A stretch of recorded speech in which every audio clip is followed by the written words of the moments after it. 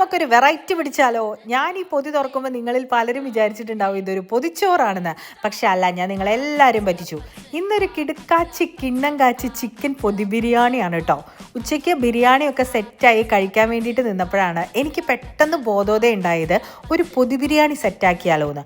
പിന്നെ ഒട്ടും അമാന്തിച്ചില്ല, ഫ്രോസൺ വാഴയില വാട്ടിയെടുത്തു, ലെഗ് പീസോട് കൂടിയിട്ടുള്ള ബിരിയാണി അതിലേക്ക് വെച്ചു, മുട്ട പുഴുങ്ങിയത് വെച്ചു, പിന്നെ ഇതേ കുറച്ച് അച്ചാറും കൂടെ വെച്ചിട്ടുണ്ടായിരുന്നു.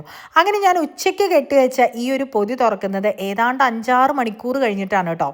സാലഡ് ഞാൻ ഈ പൊതിയിൽ അപ്പം വെച്ചിട്ടുണ്ടായിരുന്നില്ല, കാരണം ഇനി വെള്ളമായി ലീക്ക് ആവണ്ട എന്നൊക്കെ വിചാരിച്ചിട്ടാണ്.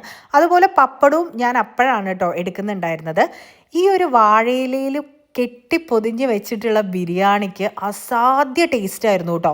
ഇത് തുറക്കുമ്പോൾ തന്നെ ഒരു അടിപൊളി മണമായിരുന്നു.